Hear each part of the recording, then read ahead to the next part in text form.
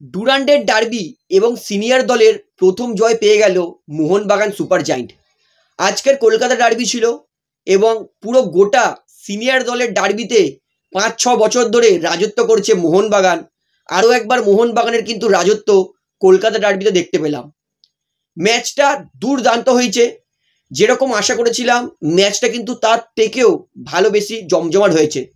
যেখানে মোহামেডান তাদের তরুণ দল, আমি বলবো সিনিয়র প্লেয়াররা যা খেলেছিল তাদের থেকে তরুণ প্লেয়ারদের নিয়ে কিন্তু ডার্বি আরও বেশি জমেছে। মোহামেডান যা ফাইট দিয়েছে তার জন্য ক্ল্যাপ। আর লিস্টন দেখিয়ে দিয়েছে যে তিনি সত্যি কোনো বিদেশির থেকে কম নয়। আজকের মোহামেডান দলকে একা পুরো খেয়েছে লিস্টন কোলাসো। 2 গোল 1 অ্যাসিস্ট, আর কি চাই লিস্টন। আজকের 10-এ 10 দেব লিস্টন কোলাসোকে। ডার্বি আমি ভেবেছিলাম যে মোহনবাগান একতরফা জিতবে, হয়তো আপুইয়া প্রথম হাফে রেড কার্ডটা না খেলে হয়তো ডার্বি একতরফাই হতো। আপুইয়া রেড কার্ডটা খেলো, সেকেন্ড হাফে শুরুতেই কামব্যাক করেছে মোহামেডান, দুর্দান্ত গোল করেছে, যেটা বিশালকে অলমোস্ট সেভ করে দিয়েছিল, কিন্তু অ্যাসলি রিবাউন্ডে গোল করে মোহামেডানকে 53 মিনিটে 1-1 ড্র করে। তারপরে মোহামেডান দেখিয়েছে যে তরুণ প্লেয়ারদের মধ্যে দম কতটা। ভালো অ্যাটাক করেছে, কিন্তু অনেস্টলি বলছি আমি জানতাম যাই হয়ে যাক মোহনবাগান ম্যাচ জিতবেই।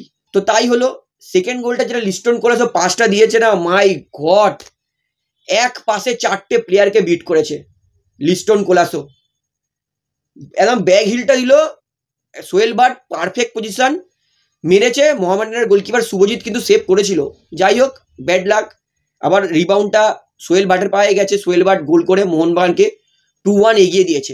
এবং একদম এক্সট্রা টাইমের সেকেন্ড হাফের এক্সট্রা টাইম 9 মিনিটে পেনাল্টি দিয়ে গোল করেছে লিস্টন কোলাসো। তো সেটা পেনাল্টি ছিল কি ছিল না আরও একটু ভালো ডিটেলসে দেখার পরে আপনাদেরকে জানাবো।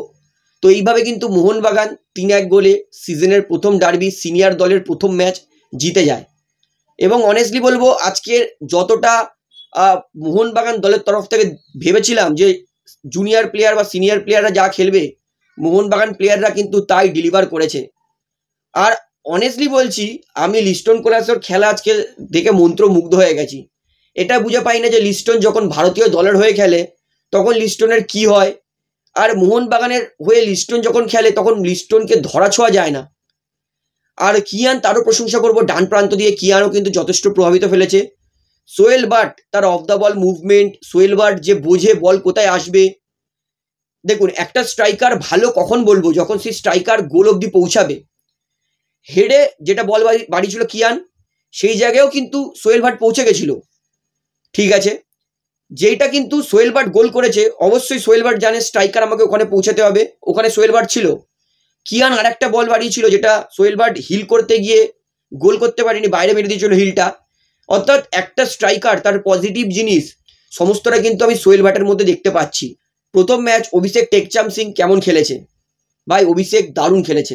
হ্যাঁ অপোনেন্টে অবশ্যই মোহামেডান ছিল, তবে লাস্ট সিজন যদি ধরি লাস্ট সিজন অভিষেক ভালো খেলেছিল, আশা করবো এই সিজনও ভালো খেলবে। তবে মোহনবাগানের জন্য প্রথম ম্যাচে অভিষেক দুর্দান্ত খেলেছে, কোনো সন্দেহ নেই।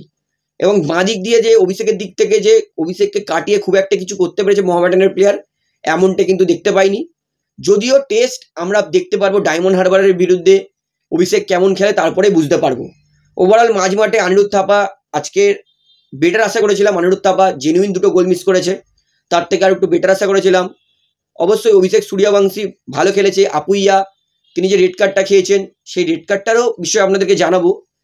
তো আপাতত যেটা মনে হয়েছে আপুইয়া যেটা মোহামেডানের প্লেয়ারকে হেডবাট করেছিল সেই জন্য তাকে রেড কার্ডটা দেওয়া হয়েছে। তো সেটা জেনুইন রেড কার্ড ছিল কিনা সেটা আমি একটা আলাদা ভিডিওতে আপনাদেরকে জানাবো।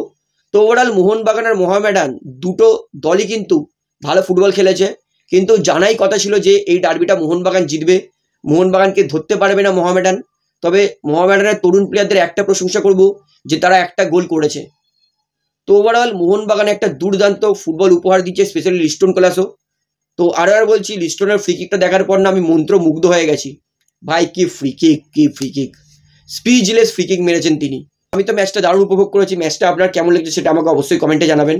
তাহলে ভিডিওটা এখানে শেষ করছি, আশা করি ভালো লাগলো। তো ভিডিওটি ভালো লাগলে অবশ্যই লাইক করুন, কমেন্ট করুন, শেয়ার করুন। এবং চ্যানেলটিতে যারা নতুন আছেন সকলকে একটাই অনুরোধ করে রাখবো, যেহেতু এখানে আপনারা খেলার সমস্ত রকম আপডেটস পেয়ে যাবেন, তারা অবশ্যই পাবলিক ভিউ কলকাতা চ্যানেলটিকে সাবস্ক্রাইব করে বেল আইকন প্রেস করে অল করে রাখবেন। ধন্যবাদ।